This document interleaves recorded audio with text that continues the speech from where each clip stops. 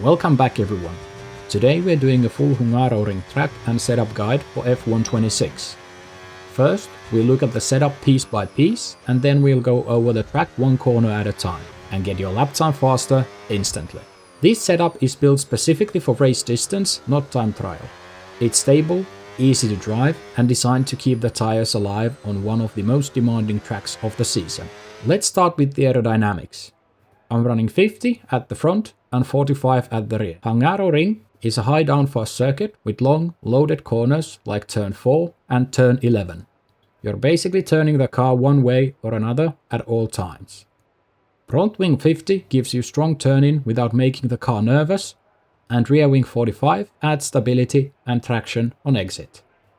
This keeps the car predictable over long stints, especially when the tires start to heat up. For the differential, I'm running 65 on throttle and 20 off throttle. This combination is designed to make the car as easy and predictable as possible over race distance. 65% on throttle gives you strong traction out of the slow corners without making the rear end snappy. Hungaroring has several exits where you're accelerating while still turning, and a higher on throttle diff helps keep the car stable and prevents unwanted oversteer. The 20% off throttle makes the car very forgiving on corner entry. With a low off throttle diff, the rear rotates smoothly when you lift the throttle, which helps you position the car precisely through the long flowing corners. It also reduces the chance of the rear stepping out when the tires start to heat up later in the stint. Overall, this diff setup prioritizes stability and consistency, making the car easy to control in both low speed and medium speed sections, perfect for race distance at Hungaroring. All suspension geometry values are set to minimum. This helps with rotation and keeps the front tires responsive throughout the stint. Next up is suspension. I'm using 35 on the front and 8 on the rear. The front is firm enough to give you precise steering response, but not so stiff that it overheats the tires easily. The rear is stiffer than the typical time trial setup, which helps the car stay planted through the long corners and prevents the rear tires from overheating during race distance. For the anti-roll bars, I'm running 5 at the front and 3 at the rear. Front ARB 5 keeps the car responsive in direction changes, especially through the chicane. Rear ARB 3 adds stability and reduces any form of snap oversteer, which becomes important once the rear tires start to wear. The ride height is set to be 20 at the front and 47 at the rear. Hungaroring has several elevation changes and curbs where you want to avoid bottoming out. This ride height keeps the car stable, prevents floor damage, and maintains good traction out of the slow corners. You might find some bottoming out on the main straight, but that shouldn't cause any damage or affect stability. For brakes, I'm using 57% brake bias in front and 100% brake pressure. Hungaroring doesn't have many heavy braking zones, so you can safely run high pressures. 57% brake bias gives you stability into turn 1 and turn 12 without rear lockups. Tyre pressures are 24 psi at the front and 22 psi at the rear. The front tires need a bit more pressure to stay responsive through the long corners. The rear tires run slightly higher pressures than the usual 20.5 psi baseline to help control temperatures. Hungaroring is brutal on the rear tire heat, so this extra pressure keeps them more stable over long stints. Now let's take a look at the full lap of the circuit corner by corner. Turn 1 is the hardest braking zone of the track. Hit the brakes just before the 100 meter board. Trail brake into the corner with a long, smooth, linear release of the pedal to keep the front loaded and help rotation. Once the car has rotated and you're slowly opening the steering, begin adding throttle. You can sacrifice a bit of entry speed here because the exit is far more important. Coming into turn 2, you want to start braking at around 80 meters. You're already turning slightly as you brake, so apply the pedal smoothly to avoid lockups. Use trail braking again to help the car rotate.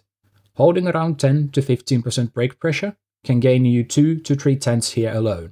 Once the car is rotating naturally, ease off the brake and prepare for a strong exit into a flat turn 3. Turn 3 is simply flat out. Focus on positioning the car correctly on the curb. In turn 4, downshift to 6th gear and give the brake pedal a quick tap at around 50% pressure. Use the right side curbs as your braking reference. You can cut a little off the inside curb, but the main goal is to carry maximum speed while keeping the car stable. Once the car is settled on exit and within track limits, go back to full throttle. Turn 5 is a bit more technical. When the right side curb ends, that's your entry reference. Brake lightly and use trail braking again. Around 10 to 15% pressure is enough to help you rotate. Once you can hold the inside line, begin applying throttle steadily. Flooring it too early can cause a spin. By the time you reach the outside curb, you should be at full throttle. Into the chicane, focus on a clean line and a strong exit, not entry speed. These curbs are extremely high, even tapping them can unsettle the car. Drop to third gear and aim for a stable entry. When the line is right, you'll be almost touching the raised curb on the right, giving you a nearly straight path through to the exit. On the second part, drive just past the raised curb on the left. A perfect chicane is worth almost 3/10. As soon as the car is stable on exit, commit to 100% throttle.